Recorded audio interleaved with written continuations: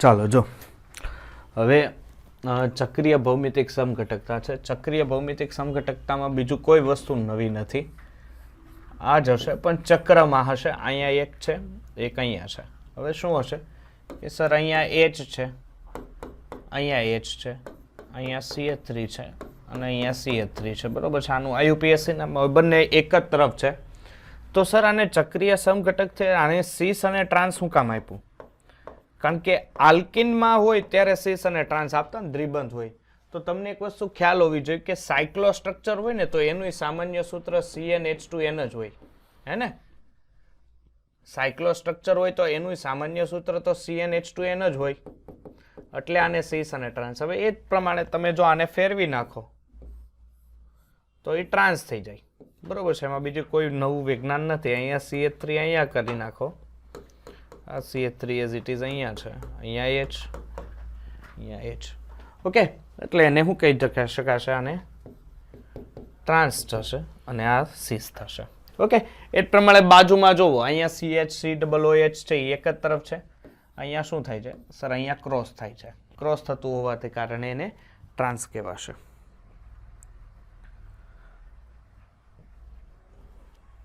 એટલે આ એક જ મિનિટ, આ સાઈડ આવતો ભાઈ, આ બાજુ આવી જા ને.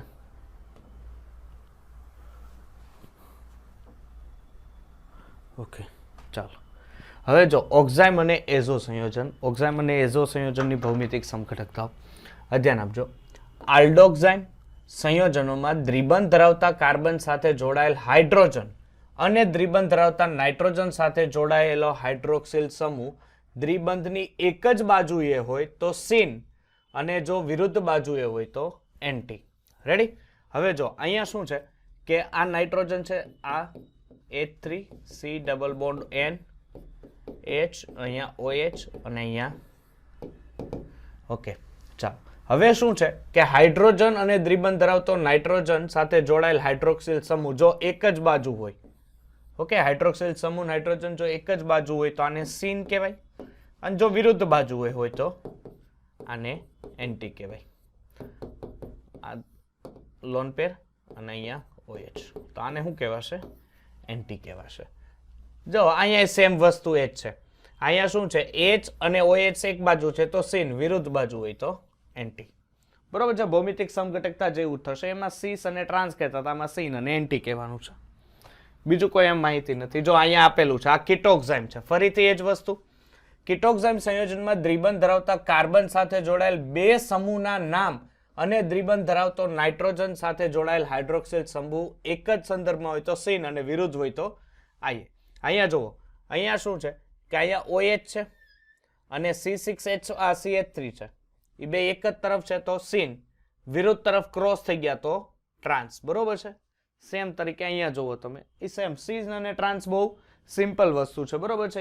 એ બહુ અઘરું એટલું બધું નથી ખાસ. ચાલો, હવે જો એઝો સંયોજનો, જો લોન પેર છે એ એક જ તરફ હોય અને લોન પેર જો વિરુદ્ધ તરફ હોય તો, લોન પેર એક તરફ હોય તો સીન અને વિરુદ્ધ તરફ હોય તો ટ્રાન્સ.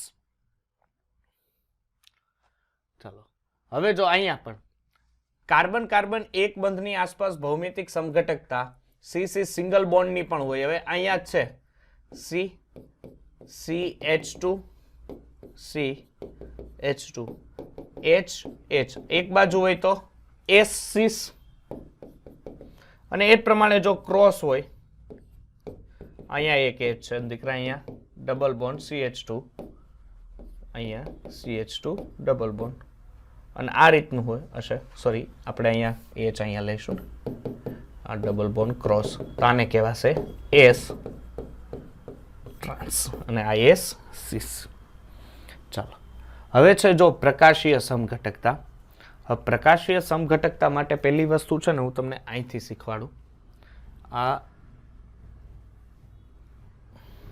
જો પ્રકાશીય સમઘટકતા ખરેખર આવે છે 12માં ભણવાની, પણ અત્યારથી જ હું તમને શીખવાડી દઉં એટલે પ્રકાશીય સમઘટકતા વિશે તમને વધારે ખ્યાલ આવે.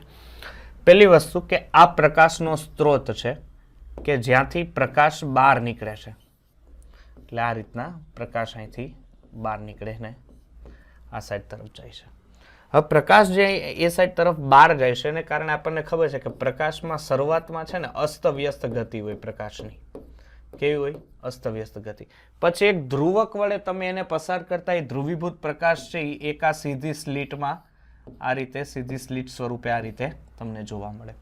પછી એને પસાર કરવાનો છે પોલારીમીટર. હવે ધ્યાન રાખજો દીકરા કે પોલારીમીટર જે છે ને પોલારીમીટર એક એવું સાધન છે કે જેની અંદર કાર્બનિક દ્રાવક ભરેલું હોય. પોલારીમીટરમાં શું ભરેલું હોય? કાર્બનિક દ્રાવક. ચાલો, કાર્બનિક દ્રાવક ભર્યું હોય. હવે આ કાર્બનિક દ્રાવક આની અંદર પસાર કર્યો છે. હવે આ સ્લીટ છે આમ સીધી જાય છે. હવે હું કર્યું કે ધ્રુવીભૂત પ્રકાશને કારણે એ સ્લીટ છે એ પરિભ્રમણ આપશે, કાં તો આલ્ફા કાં તો આપણને ખબર છે કે બે પરિભ્રમણો આપી શકે. પરિભ્રમણો ડાબી બાજુ વળી શકે ને જમણી બાજુ પણ આવર્તન આપી શકે. અને એ તમારે અહીંયા જોનાર વ્યક્તિ એટલે આ રીતના તમારે જોવાનું છે. તમે શું જોવો છો કે આ 3D માં આ બધી વસ્તુ તમારી પાછળ થાય છે એ રીતના વિચાર કરવાનો છે. આ રીતના દાખલા તરીકે ઘડિયાળના કાંટાની જેમ આ તમે આ વિચાર કરી શકો. અહીંયા સમજો ને 12 વાગ્યા છે, આ 3 વાગ્યા છે, આ 6 વાગ્યા છે, 9 વાગ્યા છે. જો આ સ્લીટ આ રીતના આવતી હોય એટલે આપણને ખબર છે કે સર આ ઘડિયાળના કાંટાની દિશામાં આવે છે. ઘડિયાળના કાંટાની દિશામાં આવતી હોય તો એને કઈ કહેવાય? સમઘડી દિશા. સમઘડી દિશા કહેવાય. સાથે સાથે સર એ દક્ષિણ ભ્રમણીય આવર્તન કહેવાય. કેવું? દક્ષિણ ભ્રમણીય. હવે જો દક્ષિણ ભ્રમણીય આવર્તન હોય તો એને કહેવાય ડેક્સ્ટ્રો. શું કહેવાય? ડેક્સ્ટ્રો. ઓકે. અને ડેક્સ્ટ્રો ઓલવેઝ પ્લસ હોય. બીજી વસ્તુ, હવે જો એ આવર્તન આ બાજુ હોય એટલે કે ઘડિયાળના કાંટાની વિરુદ્ધ દિશા હોય તો એને વિષમ ઘડી કહેવાય. વિષમ ઘડી કહેવાય. સાથે સાથે શું કહેવાય સર? વામ ભ્રમણીય. કેવું? વામ ભ્રમણીય. જો વામ ભ્રમણીય હોય તો એને કહેવાય લીવો. અને લીવો છે એને માઇનસ વડે દર્શાવાય. એટલે તમારે યાદ રાખવાનું છે જમણે ડી. હું જમણે ડી અને દાબેલી. દાબેલી ને ડાબેલી. ડાબેલી લીવો કહેવાય અને ડેક્સ્ટ્રો. એટલે આ આવર્તન એક મેન ડિસાઇડ કરે, બરોબર છે કે એ આવર્તન તમે ડિસાઇડ કરશો કે જો આવર્તન વાળો જે પ્રકાશ આવે છે જમણી બાજુ એટલે મીન્સ કે તમારી આમ જુઓ જમણી બાજુ આવર્તન આવે છે તો ડેક્સ્ટ્રો ને ડાબી બાજુ આવર્તન આવતું હોય તો લીવો, જેમાં વામ ભ્રમણીય દક્ષિણ ભ્રમણીય તરીકે પણ એને કરી શકાય. ચાલો, હવે જો પરિભ્રમણનો આધાર કેવો હોવો જોઈએ કે તમે જે પોલારીમીટર લીધું છે આ પોલારીમીટર તમે જે અહીંયા લીધું છે એ પોલારીમીટરના સેમ્પલ જે છે એ નળીની લંબાઈ ઉપર તો એક તો મેન તો આધારિત હોય. બીજી વસ્તુ કે પ્રકાશ ક્રિયાશીલ પદાર્થની સાંદ્રતા, તમે જે પોલારીમીટરમાં પ્રકાશ ક્રિયાશીલ પદાર્થ ભર્યો છે એની સાંદ્રતા ઉપર ડિપેન્ડેડ હશે. બીજું કે એના ટેમ્પરેચર ઉપર અને પ્રકાશની તરંગ લંબાઈ, તમે જે પ્રકાશ આપાત કર્યો છે એ આપાત કરેલા પ્રકાશની તરંગ લંબાઈ કેવી છે એના ઉપર પણ એ ડિપેન્ડેડ હશે. હવે તમારે જો વિશિષ્ટ પરિભ્રમણનું ખાલી સૂત્ર એક યાદ રાખવાનું છે. આ સૂત્ર કાંઈ મૂકવાનું આવતું તો નથી પણ આલ્ફા ટી એન ડી અને ટી છે આલ્ફા ઓબ્વિયસલી જેને કહેવાશે 1 ડેસીમીટર એટલે 10 સેન્ટીમીટર, સી એટલે કોન્સન્ટ્રેશન અને ડી એટલે શું થશે? તરંગ લંબાઈ. એક આ ખાલી સૂત્ર એક નજર રાખવી, બરોબર છે. સૂત્ર કદાચ પૂછાઈ શકે તો પણ એના ઉપરથી એની ડિપેન્ડ કે તમારે સૂત્રની સાબિતી કાપવાની હોતી નથી. ચાલો, હવે છે આ સંયોજનો. જો બહુ મસ્ત છે. શું છે? અસમ કાર્બન કોને કહેવાય? જે કાર્બનની 4 એ 4 સંયોજકતા જુદી જુદી હોય એને કેવો કાર્બન કહેવાય? અસમ કાર્બન કહેવાય. ફરીથી, જે કાર્બનની 4 એ 4 સંયોજકતા કેવી હોય? જુદી જુદી હોય છે એને અસમ કાર્બન કહેવાય છે. હવે આપણી પાસે દાખલા તરીકે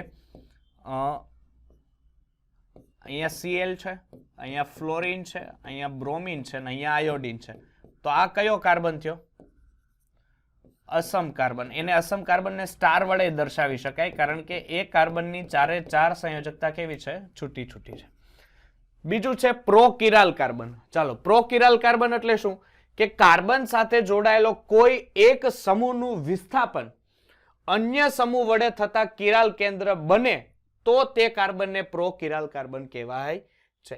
દાખલા તરીકે આપણને ઉદાહરણ આપ્યું છે કે પ્રોપેનોઇક એસિડમાં બીજો કાર્બન પ્રોકિરાલ. જો પ્રોપેનોઇક એસિડ એટલે CH3 CH2 COOH. હવે શું છે કે આમાં પ્રોકિરાલ કાર્બન એટલે આની અંદર 2 H છે. હવે આ H છે ને આ કાર્બન છે, જો અત્યારે કિરાલ કાર્બન નો કહેવાય, કહેવાય કારણ કે સર આની બે સંયોજકતા સરખી છે. હવે અહીંથી હું એક હાઇડ્રોજન છે આને હું વિસ્થાપિત કરી નાખું અને એની જગ્યાએ બીજું કોઈ સંયોજન, દાખલા તરીકે CH3CH અને અહીંયા Cl મૂકી દઉં એટલે COOH, તો આ કયો કાર્બન થયો? પ્રો કિરાલ કાર્બન થયો. કેવો થયો? Pro chiral carbon. ચાલો હવે હું છે કિરાલ. કિરાલ એટલે શું કહેવાય? ધ્યાન આપજો કે જે પદાર્થને તમે પ્રતિબિંબ બનાવો છો, જે પણ સંયોજન છે એનું પ્રતિબિંબ બનાવો ને એ પ્રતિબિંબને એને અધ્યારોપિત કરો. આપણા માટે કોઈ નવી વસ્તુ નથી, બરોબર છે? પ્રતિબિંબ એને અધ્યારોપિત કરો છો, જો એના ઉપર એ અધ્યારોપિત થતું નથી તો એને કિરાલિટી અથવા અધ્યારોપિત થાય છે તો એને શું કહેવાય છે? પ્રતિબિંબ સમઘટક કહેવાય છે. હવે જો દાખલા તરીકે તમારી પાસે A છે, સોરી દાખલા તરીકે તમારી પાસે C છે, C નું પ્રતિબિંબ બનાવો એટલે આમ બને. આ C ને લઈને આના ઉપર મૂકો તો બંધ બેસે છે? નથી બંધ બેસતું. એનો મિનિંગ કે આ એકબીજા ઉપર અધ્યારોપિત થતું નથી, તો આ કિરાલ પદાર્થ છે. સમજાય છે? હવે દાખલા તરીકે હું અહીંયા D લઉં તો આ D નો પ્રતિબિંબ બનાવો એટલે આવું બને. આ D ને લઈને આના ઉપર મૂકું તો અધ્યારોપિત થાય? નો થાય. ન થાય એટલે આ કિરાલ પદાર્થ છે. દીકરા હું E લઉં છું, જોવો તો E લીધું, E નું પ્રતિબિંબ અરીસામાં આવું થાય ઊંધું. E ને લઈને આના ઉપર મૂકો અધ્યારોપિત થાય? ન થાય એટલે આ કિરાલ પદાર્થ કહેવાય. ચાલો હવે કેવો છે? બિન કિરાલ એટલે જો અધ્યારોપિત થાય. હવે એવું આવશે ને, જો એના ઉપર અધ્યારોપિત થાય તો એને બિન કિરાલ પદાર્થ કહેવાય. અહીંયા જોવો આપણી પાસે A છે, એનું પ્રતિબિંબ એ જ હોય કે કઈક અલગ હોય? તો એને ઉપર મૂકું તો અધ્યારોપિત થાય? હા સર, ઓબ્વિયસલી થાય. અને જો થાય તો એ કિરાલ પદાર્થ નથી, એ બિન કિરાલ પદાર્થ છે. અહીંયા જો આયોડીન લઉં તો આયોડીન નું પ્રતિબિંબ આ જ હોય ને, આના ઉપર અધ્યારોપિત કરું તો થાય? થાય, તો આ બિન કિરાલ પદાર્થ છે. H લઉં, H નું પ્રતિબિંબ થાય? હા સાહેબ થાય, તો આ કેવા છે? બિન કિરાલ પદાર્થો છે. પછી છે પ્રતિબિંબીઓ. જે પ્રકાશ સમઘટકો એકબીજા ઉપર બિન અધ્યારોપિત હોય અને એકબીજાના પ્રતિબિંબ હોય તેને પ્રતિબિંબીઓ અથવા એને ઇંગ્લિશમાં ઇનેન્શિયોમર્સ કહેવાય છે. ખાસ યાદ રાખવું, જ્યારે કોઈ પણ સંયોજન એના ઉપર અધ્યારોપિત થતો નથી એને પ્રતિબિંબ કહેવાય ને અધ્યારોપિત ન થાય એટલે એ એકબીજાના શું થયા?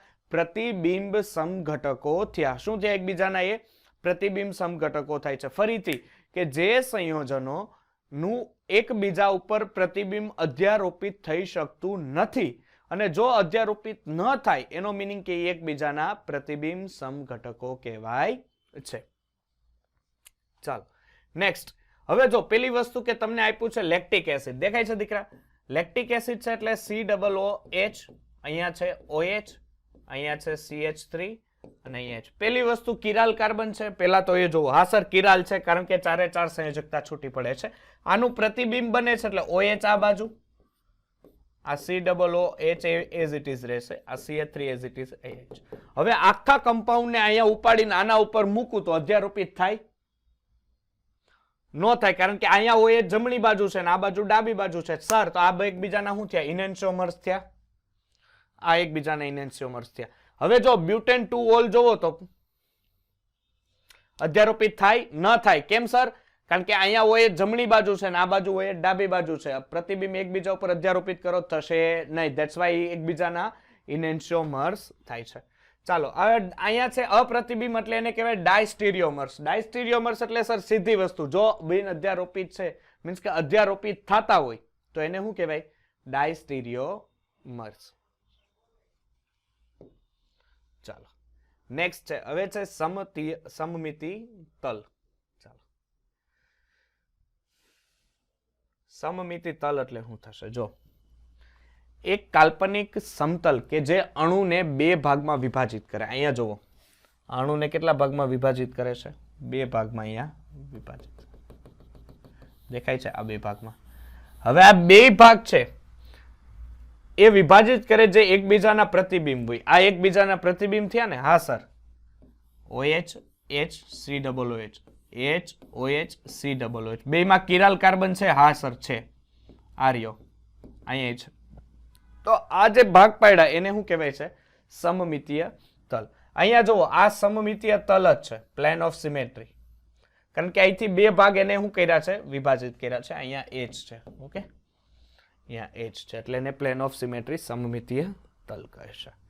નેક્સ્ટ આવો, જો સમમિતીય કેન્દ્ર છે. આ તમને એવું લાગતું સાહેબ આ ફટાફટ જવા દે છે, પણ આપણે આના ઉપર કોઈ એટલું ભાર દેવાની જરૂર નથી, એટલે તમને ડાયરેક્ટ હું સમજાવું છું. સમમિતીય તલ, ચાલો સમમિતીય તલ એટલે શું થશે કે આ ખૂણા ઉપર જો અહીંયા COOH આપ્યું છે, નીચે અહીંયા H છે, અહીંયા H છે Me એટલે અહીંયા મિથાઇલ થાય, બરોબર છે, CH3, અહીંયા COOH, અહીંયા H આપ્યું છે, અહીંયા મિથાઇલ આપ્યું છે CH3 નહીં H. આ બધાના કોર્નરના ખૂણાના બધાના જે વચ્ચે ભેગા થાય એક રૂમ તરીકે તમે વિચારી શકો, ઉપર COOH છે, નીચે H છે, આ બધા કોર્નરો છે ખૂણામાં વચ્ચે ભેગા થાય તો આ કેન્દ્રને કહેવાય સમમિતિ કેન્દ્ર.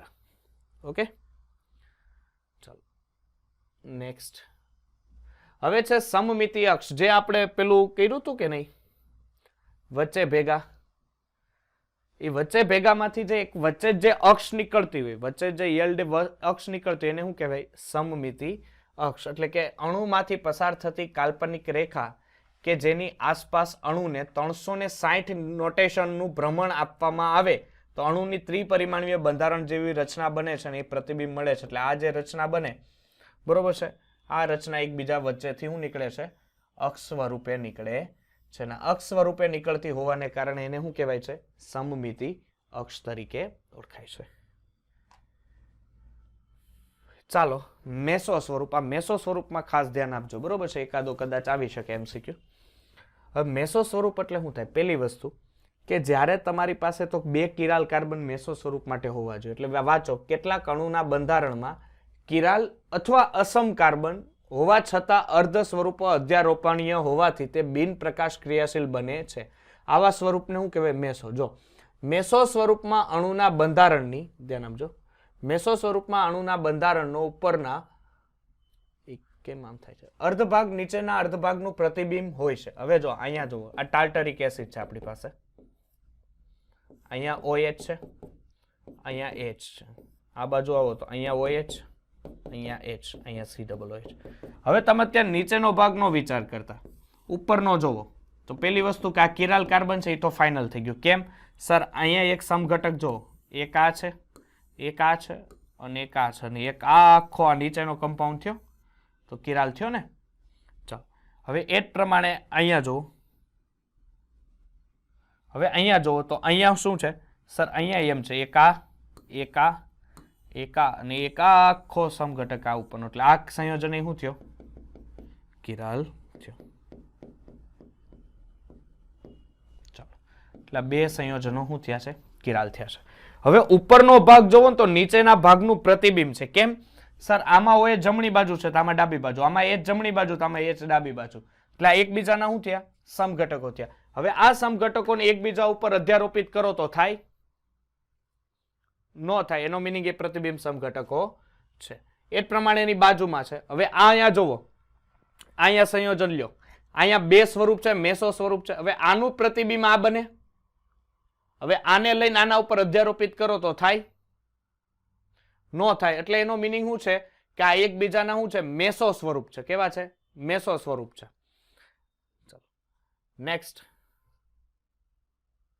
હવે જો આ સબસ્ટિટ્યુટ બાયફિનાઇલ છે ને તમારે કઈ કામનું નથી, બરોબર છે, તો એને જવા દઉં છું. સબસ્ટિટ્યુટ એલિન્સ અને સબસ્ટિટ્યુટ બાયફિનાઇલ. એક મિનિટ, હા બોલો. હે? હા હા, હોવા જ પડે. બે કે હે તો એક હોય તો મેસો સ્વરૂપ કેમ બને? એ તો પ્રતિબિંબ સાદો ન બની ગયો. જોઈએ જ બે. ચાલો હવે શું છે? રેસેમિક મિશ્રણ. હવે જો રેસેમિક મિશ્રણ એટલે શું થાય કે જે સંયોજનોમાં આપણને ખબર છે કે સાદામાં સાદી વસ્તુ કે ભાઈ આપણા સિલેબસમાં જ્યાં સુધી છે ત્યાં સુધીમાં કે ભાઈ રેસેમિક મિશ્રણ હોય કે એટલે એને આપણને ખબર છે કે D અને L વિન્યાસ આ બે કેવા હોય?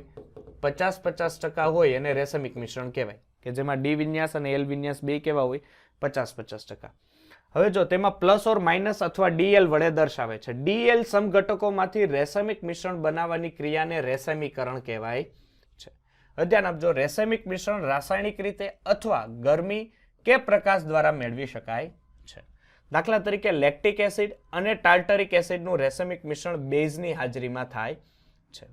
સ્નાયુઓમાંથી મેળવેલ લેક્ટિક એસિડ જે D+ અને દુગ્ધ શર્કરાના આત્વણથી મેળવેલ લેક્ટિક એસિડ જે L- હોય, આ બેનું મિશ્રણ એટલે રેસમિક મિશ્રણ થશે. એટલે પ્રયોગશાળામાં બનાવેલ લેક્ટિક એસિડ જે રેસમિક મિશ્રણ એટલે આ બેના મિશ્રણથી બનાવવામાં આવે છે. રેસમિક મિશ્રણનું વિભેદન શું છે કે રેસમિક મિશ્રણમાંથી D અને L સમઘટકો અલગ કરવાની ક્રિયાને શું કહેવાય છે? વિભેદન કહેવાય છે. હવે જો પ્રતિબિંબીઓના ગુણધર્મ, તો આ ગુણધર્મ એક નજર મારી લ્યો તો તમે બુકમાં. હવે જો પ્રતિબિંબ ગુણધર્મનો આ કોષ્ટક ભૂલો ભલે બીજું બધું, આ કોષ્ટક ભૂલાવો ન જોઈએ. જો આ કોષ્ટક ભૂલાણો તો તમને પ્રતિબિંબ સમઘટકોની જે પણ તમને વેલ્યુએશન પૂછશે, કેટલા પ્રતિબિંબ સમઘટકો હાજર છે કેટલા નથી, એ તમને કાંઈ ખબર પડશે નહીં. એટલે પ્રતિબિંબ સમઘટકો માટે કોષ્ટક તો કમ્પલસરી હાજર આવડવું જ જોઈએ. ઓકે, ચાલો. હા, તું મોઢે રાખ કાંઈક હિમાંશુ, અમારે અહીંયા આવશે. ચાલો, એટલે આ કોષ્ટક ઉપર ખાસ એક ધ્યાન આપજો. અને બીજી વસ્તુ કોષ્ટક સાથે સાથે હવે જો હું જે કેન્સલ કરાવું ને એ કંઈ આપણે જરૂરિયાત નથી અત્યારે, તો એક વાલ્ડન ઇન્વર્ઝન્સ છે ને એની કોઈ જરૂર નથી. પછી આ એસમેટેરિક સિન્થેસિસ છે એની જરૂર નથી. એસમેટેરિક સિન્થેસિસ આખું એ કેન્સલ કરી નાખો. પછી છે વિશિષ્ટ વિન્યાસ, બરોબર છે, stereo specific reaction. Stereo specific reaction એટલે આપણે જે હાઇડ્રોકાર્બનમાં ભણવાના છે એ જ રિએક્શનો છે, ખાલી 2 ડબલ બોન્ડ તોડીને બ્રોમિન જોડી દીધા છે. અને આ જ પ્રમાણે બ્રોમિન અહીંયા કઈ રીતે જોડાય સીસ અને ટ્વાઇસ ઓલામાં, તો એકવાર આના ઉપર એક નજર રાખી લો, બરોબર છે, પછી કાંઈ ઉપાધિ નહીં. હવે CH3 C double bond C CH3 અને H. પેલું મેં તમને કીધું હતું ખબર છે કે સીસ અને ટ્રાન્સમાં કઈ રીતના જોડાય. હવે આપણને ખબર છે કે બ્રોમિનેશન છે, બ્રોમિનેશનમાં વિષમ વિભાજન કરો એટલે એક ઉપર માઇનસ એક ઉપર પ્લસ, અહીંયા ડબલ બોન્ડ તોડો એક ઉપર માઇનસ એક ઉપર પ્લસ, એટલે માઇનસ વાળો અહીંયા આવશે, આ માઇનસ વાળો અહીંયા જોઈન થશે. હવે આની અંદર 2 પોઝિશન રહી શકે કે બ્રોમિન ઉપરથી આવી શકે ને એક નીચેથી આવી શકે, બરોબર છે. આ રીતના ક્રોસ રહી, અથવા આ બ્રોમિન અહીંથી પણ આવી શકે ને પેલી બાજુથી, એટલે ક્રોસિંગ થઈને છે ને જો આ રીતની નિપજ બનાવી શકે કે પેલી વસ્તુ CH3 અહીંયા સમજજો ખાસ C સિંગલ બોન્ડ, આ બાજુ CH3. હવે જો આ બ્રોમિન ઉપરથી આવે એટલે અહીંયા બ્રોમિન રહીએ, અને આ બ્રોમિન અહીંયા નીચેથી આવે એટલે અહીંયા રહીએ, તો H. હવે આને ઊભું કરી દો એટલે આ જ કમ્પાઉન્ડ થયું છે, બરોબર. હવે એ સેમ એઝ ઇટ ઇઝ રહીએ કે CH3 C CH3. હવે આ કમ્પાઉન્ડ અહીંથી નીચેથી આવે કા અહીંથી જ ઉપરથી આવે, અહીંથી એટેક કરે, તો અહીંયા હવે બ્રોમિન અહીંયા રહીએ, અને આ કમ્પાઉન્ડ અહીંયા નીચે આવે એટલે અહીંથી બ્રોમિન અહીંયા રહીએ, એટલે અહીંયા H, બરોબર છે. આ 2 રેસમિક મિશ્રણ થયા એકબીજાના. ચાલો, હવે છે વિન્યાસી પસંદગીય પ્રક્રિયા, તો એ ખાલી વાંચવાની છે, એનું કઈ કામ આપણે નથી સ્ટીરિયો સિન્થેસિસ માટે. પ્રતિબિંબ રજૂઆતોનું કઈ જરૂરિયાત નથી. વેજ એન્ડ ડેશ ફોર્મ્યુલા આ તો ખબર છે ને, આ ડાર્ક લાઈન છે એ તમારી બાજુ હોય, ત્રુટક રેખા છે એ પાછળની બાજુ હોય, એ તો આઈડિયા છે ને, તો એ કઈ ડીપમાં એ શીખવાડવું નહીં. કારણ કે ત્રુટક રેખા છે જેને ડેશ ફાચર કહેવાય, અને જે ઘાટી રેખા છે એને ધન ફાચર કહેવાય. ધન ફાચર ઓલવેઝ જે જોનાર હોય ને એ બાજુ હોય, ત્રુટક રેખા 3D માં પાછળની બાજુ હોય, જે સિમ્પલ લીટી હોય ને એ સમતલમાં હોય. ઓકે, એટલે એક સિમ્પલ વસ્તુ છે. ચાલો, પછી છે ફિશર પ્રોજેક્શન. તો ફિશર પ્રોજેક્શન એટલે શું થાય કે આવી જે રચના હોય ને એમાં ધ્યાન આપજો કે આ રચનાની અંદર તમારે ખાલી અહીંયા ગણતરી તમારે કરવાની કે ભાઈ ડેશ ફાચર છે એ કઈ બાજુ હોય, તો ખાલી એક જોઈ લો કે અણુના ત્રિપરિમાણીય બંધારણને દ્વિપરિમાણમાં દર્શાવવાની આ સૌથી સરળ રીત છે, જેમાં અણુને ઊભી અને આડી એટલે કે વર્ટિકલ અને હોરિઝોન્ટલ, એટલે આડી એટલે શું થશે હોરિઝોન્ટલ ને ઊભી એટલે વર્ટિકલ, વેજ અને ડેશ ફોર્મ્યુલા જેને વેજ અથવા ડેશ ફાચર કહેવાય. હવે કાગળના સમતલમાં સમૂહને કાર્બનની શૃંખલાની ઊભી લીટીમાં લખવામાં આવે કે જેમાં વધુ ઓક્સિડેશન પામેલા કાર્બન ધરાવતા સમૂહને ઉપર લખવામાં આવે. એટલે ઓબ્વિયસલી વધુ ઓક્સિડેશન પામેલો આ કાર્બન એટલે આ જ હોય C+, કારણ કે આપણને ખબર છે કે CH3 નું ઓક્સિડેશન COOH માં થયું હોય, એટલે સૌથી વધારે ઓક્સિડેશન પામેલો છે. એને ઉપર લો.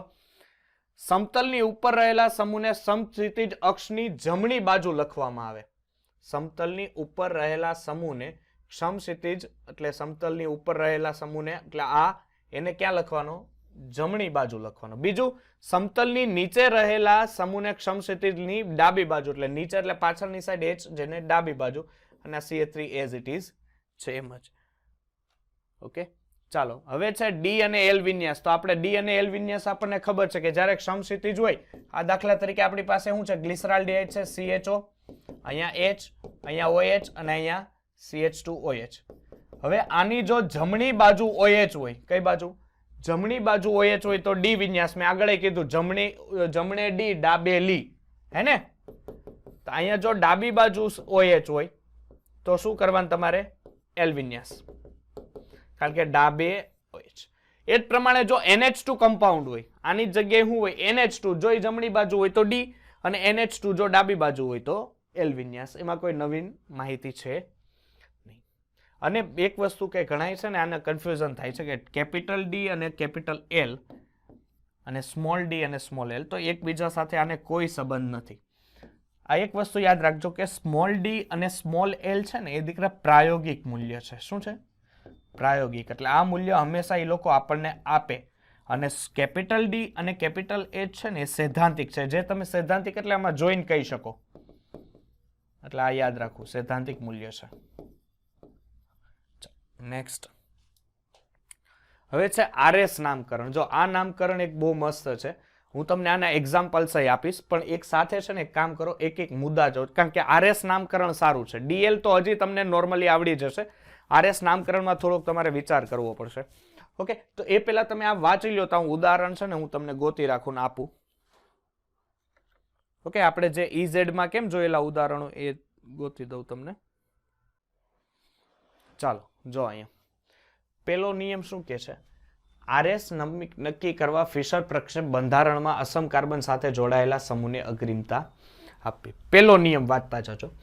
અસમ કાર્બન, પેલી વસ્તુ અસમ કાર્બન હોવો જોઈએ, એટલે કાર્બનની ચારે ચાર સંયોજકતા અલગ અલગ હોવી જોઈએ. બીજો પોઈન્ટ કે પરમાણુ ક્રમાંક જેનો સૌથી વધારે હોય ને એને પહેલા નંબર આપી દેવાનો.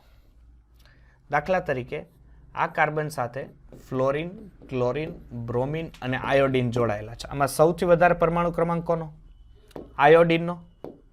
તો આને પહેલો નંબર આપી દો, આને બીજો આપી દો, આને ત્રીજો આપી દો, આને ચોથો આપી દો. આ રીતના કરો. ડન. હવે પણ સર અમે અગ્રિમતા આપી છીએ, પણ અગ્રિમતા આપવા ટાણે હવે કદાચ અમુક સમસ્થાનિકો આવી જાય. ઓપ્શન જોઈ લઈએ. શું છે સમસ્થાનિકો? ઓકે, શું છે સમસ્થાનિકો જોઈએ. ફ્લોરિન છે, ક્લોરિન, અને અહીંયા છે ક્લોરિન 35, સોરી અહીંયા છે ક્લોરિન 35 ને અહીંયા 37 છે, ને અહીંયા આયોડિન છે. તો નંબર કોને આપવો? 35 ને 37 ને જેનો પરમાણુ ભાર વધારે હોય ને એ નંબર આપવો. એટલે પેલો અહીંયા, પછી બીજો અહીંયા, ત્રીજો અહીંયા અને ચોથો અહીંયા. હવે હાઇડ્રોજન અને ડ્યુટેરિયમ હોય તો તમે કેને આપો? ડ્યુટેરિયમને જ આપો ને, કારણ કે એનો પરમાણુ ભાર વધારે હોય. બીજી વસ્તુ, જો અસમ કાર્બન સાથે સીધા જોડાયેલો પરમાણુ સમાન હોય તો ત્યાર પછીના પરમાણુઓને ધ્યાનમાં લઈને અગ્રિમતા આપવી. આવું મેં ખબર EZ માં શીખવાડ્યું હતું. પેલો કાર્બન જો સમાન હોય તો એના પછીના કાર્બન જોવાના, કે એના પછીનો કયું તત્વ છે એ જોવાનું. જો હવે CH2 છે એ બધામાં સમાન છે તો એની હારે ઓક્સિજન છે તો ઓક્સિજનને જોવાનો. ઓકે, એટલે અનુક્રમે જો કાર્બન કાર્બન સમાન હોય તો એના પછી કયો તત્વ છે એને તમે ધ્યાનમાં રાખીને કરી શકો, જોઈ શકો. જો અસમ કાર્બન સાથે સીધો જોડાયેલ પરમાણુ દ્વિબંધ કે ત્રિબંધ હોય તો તેને 2 કે 3 વખત ગણીને અગ્રિમતા. મેં તમને કીધું ખબર, ઘણા આમ કે આની હારે કાર્બન હારે કેટલા ઓક્સિજન છે? ખરેખર 3 છે. કેમ? આ ડબલ બોન્ડ O અને આ OH. ખબર આ શીખવાડ્યું હતું કે કાર્બન હારે અહીંયા 2 ઓક્સિજન અહીંયા છે, કારણ કે ડબલ બોન્ડ, અને આ ત્રીજો ઓક્સિજન. એટલે આ રીતના તમારે રચના આમાં કરવાની રહી. સમજ પડે? હવે દાખલા તરીકે અહીંયા કાર્બન હારે ડબલ બોન્ડ છે. જો આ કાર્બન છે, જો 1 મિનિટ, આ કાર્બન છે, એની સાથે અહીંયા અત્યારે CH ડબલ બોન્ડ CH2. તો હું એમ કહી શકું કે આ કાર્બન છે ને એની હારે 2 બીજા કાર્બન છે. કેમ? કારણ કે એક હાઇડ્રોજન, આ એક ડબલ બોન્ડ થી 2 કાર્બન સાથે, આ ડબલ બોન્ડ થી કાર્બન એટલે એની હારે એક હાઇડ્રોજન અને 2 કાર્બન જોડાયેલા છે, કારણ કે આ ડબલ બોન્ડ થી કાર્બન છે. ઓકે, ચાલો હવે જોવો નેક્સ્ટ, કે આ નિયમો આધારિત તમારે આ એક ક્રમ આપ્યો છે કે એ તો પરમાણ્વીય ક્રમાંક આધારે જ આપવાનો છે, એટલે આ ક્રમ તો આપણને આઈડિયા જશે કઈ રીતના ક્રમ નંબરિંગ આપશું. ઓકે, ચાલો હવે જો અહીંથી તમારે નામકરણમાં જોવાનું છે. તમે નામ તો હાલો આપી દીધું, પણ આર અને એસ વિન્યાસ કેને આપશો? પેલી વસ્તુ, આર વિન્યાસ એટલે રેક્ટસ કહેવાય અને એસ એટલે સિનિસ્ટર કહેવાય. આર એટલે જમણી બાજુ અને એસ એટલે ડાબી બાજુ. હવે જોજો ખાસ, હવે ટર્નિંગ પોઈન્ટ છે. અગ્રિમતા નક્કી કર્યા પછી સમૂહ 4, અહીંયા શબ્દ લખેલો છે સમૂહ 4, જે તમારે સમજવામાં બહુ તકલીફ પડે. સમૂહ 4 એટલે એનો મિનિંગ થાય કે જે સૌથી ચોથો નંબર જેને મેળવ્યો હોય ને એ. હવે તમને જે ચોથો નંબર મળ્યો છે, જેને તમે ચોથો નંબર આપો છો, એ ચોથો નંબર જો ઊભી લીટીમાં ક્યાંક આવતો હોય, ક્યાંક ઊભી લીટીમાં આવતો હોય, ફરીથી જોજો અહીંયા આ રીતનું છે 1 2 3 અને 4. ધ્યાન આપજો, ચોથો નંબર ક્યાં આવ્યો? ઊભી લીટીમાં આવ્યો. અને જો 1 2 3 સમઘડીમાં હોય, ફરીથી અહીંયા બે ઉદાહરણ આપું છું, 1 2 3 અને 4. ચોથો નંબર ઊભી લીટીમાં હોય અને 1 2 3 એ જો સમઘડી હોય, એક મિનિટ, 1 2 3 આ સમઘડિત દિશા થઈ ને ઘડિયાળના કાંટાની, તો આને કહેવાય આર વિન્યાસ. યાદ રાખજો ખાસ, જો ચોથો નંબર ઊભી લીટીમાં હોય અને 1 2 3 જો સમઘડી દિશામાં હોય તો દીકરા એને શું કહેવાય? આર વિન્યાસ. જો ચોથો નંબર ઊભી લીટીમાં હોય અને 1 2 3 છે વિષમ ઘડી હોય, આ વિષમ ઘડી થયું ઘડિયાળના કાંટાની વિરુદ્ધ દિશા, તો આને એસ વિન્યાસ કહેવાય. ફરીથી આવજો, હવે અહીંયા જુઓ કે જો ચોથો નંબર આડી લીટીમાં હોય, એટલે અહીંયા 1 2 3 અને 4, ચોથો નંબર આડી લીટી હોય અને સમઘડી હોય, આ સમઘડી થયું કે વિષમ ઘડી? વિષમ ઘડી થયું.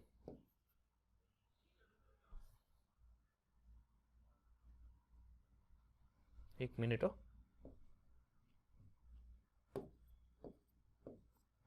ચાલો અહીંયા જો 1 2 3 અને આ સમઘડી થયું, આ સમઘડી થયું, અને ચોથો નંબર આડી લીટીમાં હોય તો એસ વિન્યાસ. ફરીથી સમૂહ 4 આડી લીટીમાં હોય, આડી લીટીમાં છે હા, અને 1 2 3 સમઘડી છે, હા સર છે, તો એસ વિન્યાસ. અને ચોથો નંબર જો આડી લીટીમાં હોય અને વિષમ ઘડી હોય તો આર વિન્યાસ. આ યાદ રહેશે.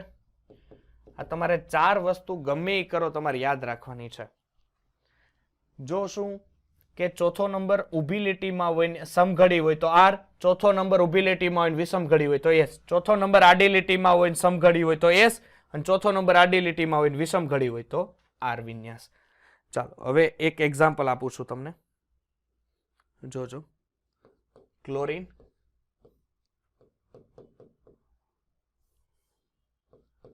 CH2 CH2 CH3 H અને CH2 CH3.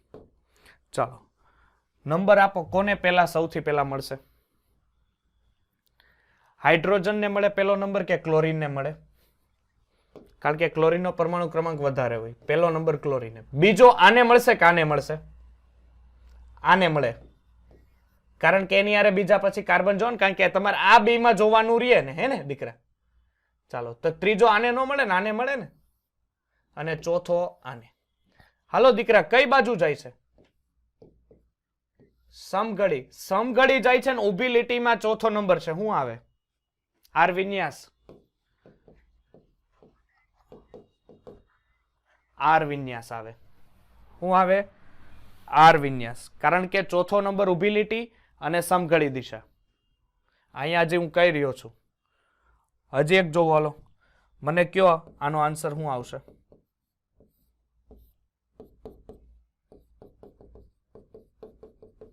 હા,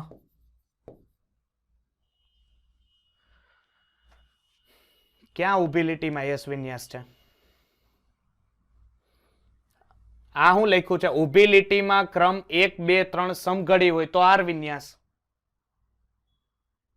અહીંયા હું લખ્યું છે, વાંચ તો હરખાય. સમૂહ 4 ઊભી લીટીમાં હોય છે, સમૂહ 4 ઊભી લીટીમાં, અને 1 2 3 ક્યાં છે? સમઘડી દિશા છે, તો કયો વિન્યાસ? આર. ને વિષમ ઘડી હોય તો એસ.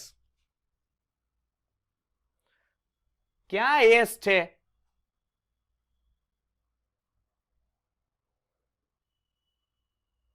અલા હે આ વાંચ, આ પેલા મારી યાર વાંચ. સમૂહ 4 ઊભી લીટીમાં હોય. હે સમૂહ 4 ઊભી લીટીમાં છે.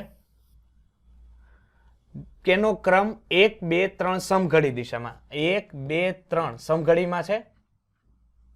તો અહીંયા શું લખ્યું છે? સમઘડી દિશામાં હોય તો આર વિન્યાસ લખ્યું છે. અને જો વિષમ ઘડી હોય તો એસ વિન્યાસ. રેડી? ચાલો હવે આ કરો જાતે. એસ વિન્યાસ. કેમ એસ વિન્યાસ? કારણ કે બ્રોમિન ને પેલો નંબર મળશે, પછી આ ભાઈને બીજો મળે, આને ત્રીજો મળે ને આને ચોથો મળે. તો 1 2 3 એટલે આમ ફરે ને આખું, તો આ તો વિષમ ઘડી ફર્યા. વિષમ ઘડી ફર્યા ને ઊભી લીટીમાં છે એટલે આ એસ વિન્યાસ થયો. ચાલો આ પૂછું. ઓકે, મને કરીને આપજો.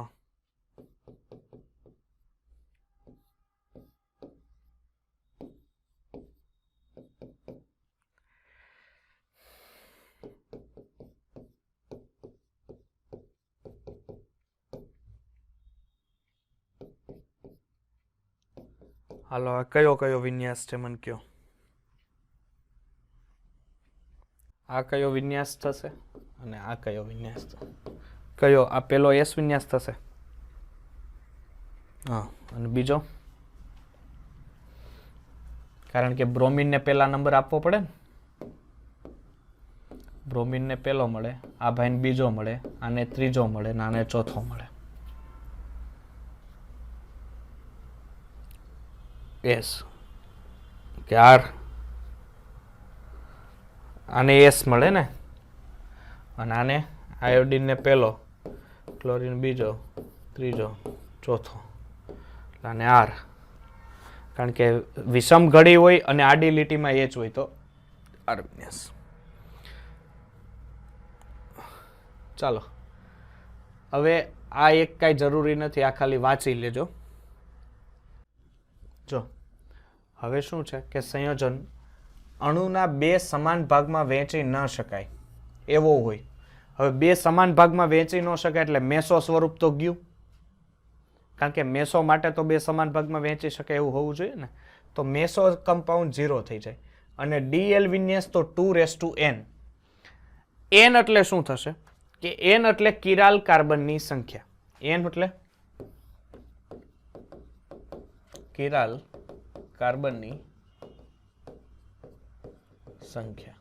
ચાલો કુલ પ્રકાશીય સમઘટકતા આ બેનો સરવાળો જ કરવાનો હોય, પણ આ 0 છે એટલે 2n. અણુને 2 સમાન ભાગમાં વહેંચી શકાય અને n બેકી સંખ્યામાં હોય. અણુને 2 સમાન ભાગમાં વહેંચી શકાય એટલે યસ મેસોનું આગમન થઈ જાય. બીજી વસ્તુ, મેસોનું આગમન થઈ ગયા પછી પણ જો કિરાલ કાર્બનની સંખ્યા બેકી હોવી જોઈએ, કિરાલ કાર્બનની સંખ્યા બેકી હોવી જોઈએ, તો આ સૂત્ર મૂકવાનું અને છેલ્લે બેનો સરવાળો કરો એટલે કુલ પ્રકાશ સમઘટકતા મળે. હવે કે અણુને 2 સમાન ભાગમાં વહેંચી શકાય અને n ની સંખ્યા એટલે કે કિરાલ કાર્બનની સંખ્યા જો એકી હોય તો તમારું કામ થઈ ગયું. તો તમારે આ સૂત્ર મૂકો. કોઈ ડાઉટ? ખાલી સૂત્ર યાદ રાખવાના છે કે જ્યારે પણ કમ્પાઉન્ડ આવે ત્યારે એકી કિરાલ કાર્બન છે કે બેકી જોઈને તમારે સૂત્ર મૂકી દો એટલે કુલ પ્રકાશીય સમઘટક મળી જાય. એમાં ઇન્ડિવિજ્યુઅલી તમને ખાલી મેસો પૂછે તો આ સૂત્ર અને ખાલી ડીએલ સ્વરૂપ પૂછે તો આ સૂત્ર મૂકવાનું રહે. હા, જો ઉપરના કિસ્સામાં રેસમિક મિશ્રણની સંખ્યા એટલે a/2 એટલે તમારો જે કમ્પાઉન્ડ મળે કે નહીં એ એટલે ડીએલ સ્વરૂપ. સમજ્યા? જે પણ મળે ને, દાખલા તરીકે અહીંયા 4 મળ્યા, સમજાય? તો એમાં રેસમિક મિશ્રણ કેટલા હોય? 2 જ હોય, કારણ કે 4/2. સમજાય છે? એ ની સંખ્યા ડીએલ સ્વરૂપ એટલે એ ની સંખ્યા થઈ, ભાગ્યા 2 કરી નાખવાના, જેટલા પણ મળે એટલાને. ચાલો સ્ટાર્ટ કરો જ્યાં ક્વેશ્ચનમાં. બરોબર છે? હવે તો એટલા તો આપણે પ્રેક્ટિસ કરી લીધી કે હવે આના ક્વેશ્ચન ફટાફટ ડાયરેક્ટ થાય. ચાલો કરો તો ચાલુ. પેલામાં શું આવશે? બી અણુસૂત્ર બીજું. મને અત્યારે આ છે થોડીક પેટમાં ને એવી તકલીફ છે, ગળું ફાટે છે, એટલે આજના લેક્ચરમાં તમને જામી નહીં હોય ને મને મજા આવી નહીં કાંઈ, કારણ કે બોલાતું નથી એટલું પૂરું. સમાન અણુસૂત્ર પરંતુ જુદા જુદા બંધારણીય સૂત્ર ધરાવતા હોય તો આ સંયોજનને શું કહેવાય? બંધારણીય સમઘટકતા. રેડી. આઇસોપેન્ટેન ને નિયોપેન્ટેન એકબીજાના શૃંખલા સમઘટકો થશે. ચાલો, ચોથામાં ક્રિયાશીલ સમૂહ કોણ હોય? આનો ઇથર હોય ને, તો કોણ હશે? ડી. ચાલો, કઈ જોડ ચલ રૂપકો છે? શું આવશે? ચલ રૂપકતા એટલે ટોટોમેરિઝમ. ટોટોમેરિઝમ એટલે કીટો આપણે આલ્ડીહાઇડ સ્વરૂપમાંથી આલ્કોહોલમાં જઈ શકતું, એટલે કીટો સ્વરૂપમાંથી ઇનોલમાં જઈ શકતું, એટલે બી. પછી છઠ્ઠું, કારણ કે C5H10 એટલે મારા મત પ્રમાણે આ સૂત્ર કોનું છે? ઇથોક્સિડ થશે ને, ઇથર. અને જો આમાં આલ્કોહોલ હોય ને તો ઈ આવી શકે, પણ આલ્કોહોલ નથી. દેખાય છે તમને? આ કીટોન છે, આ કીટોન છે, અને આ તો આલ્ડીહાઇડ છે. That's why answer D. ચાલો, 7, 8, 9, 10 માં કોઈને તકલીફ? કોઈને દીકરા? નહીં ને? જી હોય કહી દેજો. હા. પછી 11, 12, 13. ચાલો, પછી 14, 15. ચાલો, એક હાઇડ્રોકાર્બનનું આણ્વીય દળ, હાઇડ્રોકાર્બન કયો છે એ આપણને ખબર નથી, એટલે CXHY હે ને? કેટલું છે? 84. તો અચક્રીય સમઘટકોની શૃંખલા સમઘટકોની સંખ્યા. હવે 84 હોય, સમજો શું હોય? 84 હોય તો નોર્મલ CH4 લ્યો. CH4 નું આણ્વીય દળ કેટલું હોય? 16. દરેક CH2 એડ કરતા જાવ ને એટલે 14 નો વધારો થાય. જો, એટલે આ CH3 છે, આ CH2, આ બેના કેટલા થયા આણ્વીય દળ? આનું કેટલું હોય? કાર્બન કાર્બન 12, 12 ને હાઇડ્રોજન ના 5, એટલે 24 ને 5 29. CH2 હજી એક એડ કરું, હજી એક એડ કરું, અને હજી એક એડ કરું. રેડી? કેટલા થયા? જો તો 5 થયા. C5H12 થાય ને? 12 50 60. 60 ને આ કેટલા થાય? બીજા હાઇડ્રોજન 12 થાય ને? કેટલા થયા? 72 થયા.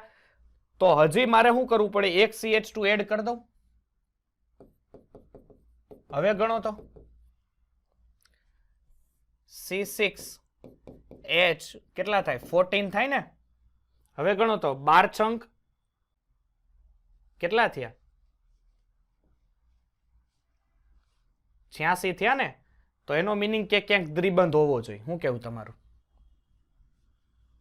સમજાય છે? એટલે અહીંયા જો દ્વિબંધ હોય તો મારે કામનું થઈ ગયું.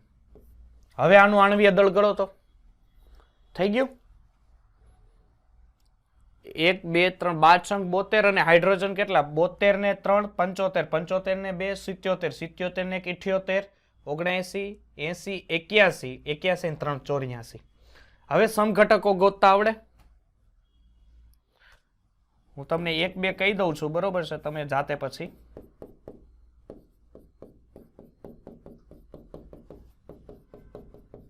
જો ચક્રીય નથી લેવાના, અચક્રીય જ લેવાના છે. પાછા સ્ટ્રક્ચર નો બનાવતા.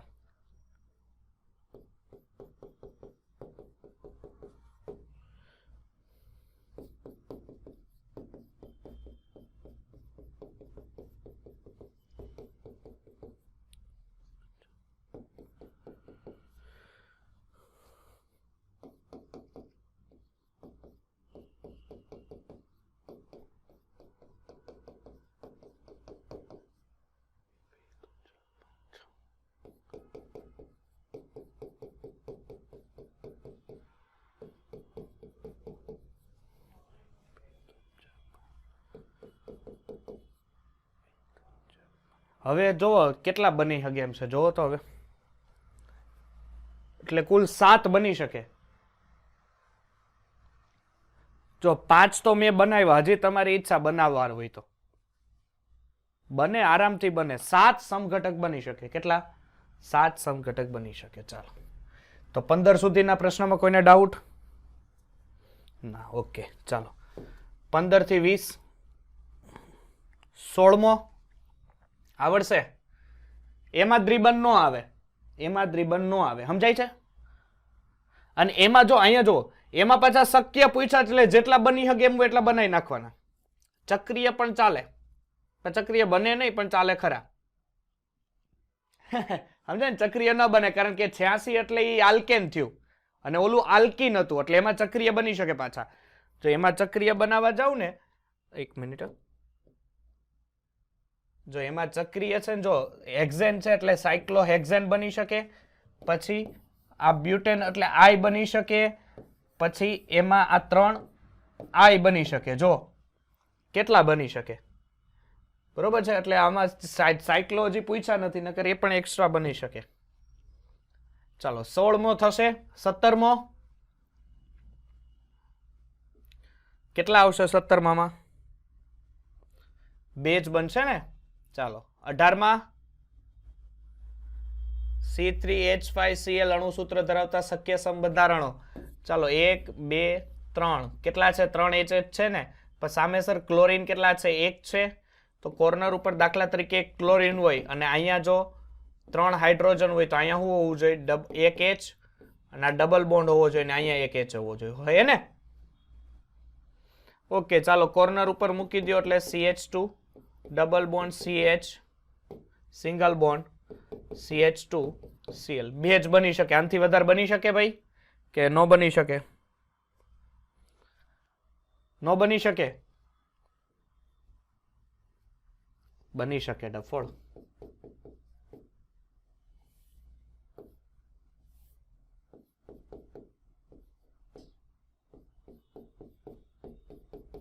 હવે બની શકે? જોવો તો હરકાય, હજી તમારે કીધું તો હું કે તમારે વિચાર ક્ષમતાની એન્ડ સુધી જવાનું થાય. બોલો, બની શકતું હોય ને તો મને એનું IUPAC આપો, એટલે હું અહીંયા સ્ટ્રક્ચર દોરી નાખું. ચાલો, જો બની શકતું હોય તો મને એનું IUPAC આપો, તો આપણે એનું સ્ટ્રક્ચર દોરીએ. કેમ લાગે? ન બને? બન્યું કે ન બન્યું? બન્યું ને? હવે સમજો, અહીંયા જો, અહીંયા આપણને કોઈ એવું કીધું નહોતું કે તમારે શૃંખલા જ દેવાની. એટલે તમારી જેટલી પોઝિશન છે બની શકે એમ છે, બની શકે. એટલે કેટલા બન્યા કુલ? 4 સમઘટકો બને છે. કોઈ ડાઉટ? ગણવું હોય તો ગણજો, મારા ઉપર ભરોસો ન હોય તો આ CH2, આ CH2 હોય, અહીંયા CH હોય, અને અહીંયા હોય, અહીંયા એક Cl હોય. ગણી લો, 3 કાર્બન, 5 હાઇડ્રોજન ને 1 ક્લોરીન. ઓકે, ચાલો આગળ વધીએ. 19મો પ્રશ્ન આવડશે? શું આવશે જવાબ? Non N. ચાલો, પછી 20મો નિયોપેન્ટેન મોનોબ્રોમો સમઘટકની સંખ્યા 1 જ. પછી C4H10O અણુસૂત્ર ધરાવતું સંયોજન કયું હશે? મેટામેરિઝમ, ફંક્શનલ કે પોઝિશનલ? જો એ મેટામેરિઝમ આપી શકે, કારણ કે CH3 CH2 CH2 CH2OH. Ready? એને જો મેટામેરિઝમ આપવું હોય તો એ આલ્ડીહાઇડ બનાવી શકે. પછી ફંક્શનલ એટલે કે સર ક્રિયાશીલ સમૂહ હોઈ શકે. કેમ ક્રિયાશીલ સમૂહ હોઈ શકે? કારણ કે એ આરામથી સર ઇથર બનાવી શકે, હે ને? બીજું પોઝિશનલ એટલે કે સ્થાન સમઘટકતા, તો ક્રિયાશીલ સમૂહનું સ્થાન બદલે તો એ પોઝિશનલ સમઘટક તરીકે પણ વર્તી શકે છે. એટલે 3 ઓલ ઓફ ધ અબોવ.